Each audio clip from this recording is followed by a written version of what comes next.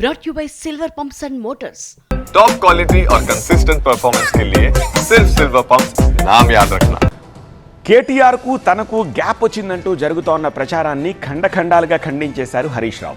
BRS అంటే హరీష్, హరీష్ అంటే BRS.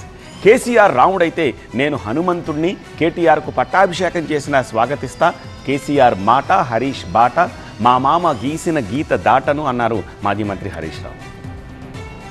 April 27న ఎల్కతుర్తిలో జరిగిన బీఆర్ఎస్ రజతోత్సవ సభలో కేటీఆర్ల కటౌట్లే కనిపించాయని, గులాబీ పార్టీ కావాలని హరీష్ రావును తొక్కిపెట్టిందంటూ కాంగ్రెస్ బీజేపీ నేతలు విమర్శించారు. ఆ సభ ముగిసినప్పటి నుంచి బీఆర్ఎస్ లో అంతర్గత యుద్ధం పెరిగిందని విమర్శలు గుప్పించారు కాంగ్రెస్ బీజేపీ నేతలు.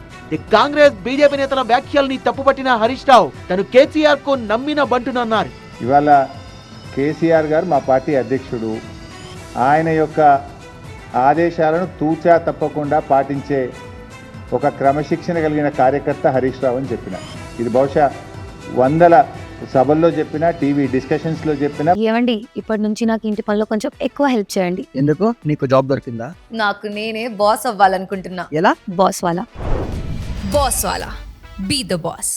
ప్రెస్ మీట్లలో చెప్పిన, చిట్చాట్లో చెప్పిన, అనేక సందర్భాల్లో కూడా చెప్పిన. కేసీఆర్ పార్టీ బాధ్యతల్ని కేటీఆర్ కు అప్పగించినా తను వ్యతిరేకించే ప్రసక్తే లేదన్నారు హరీష్ రావు.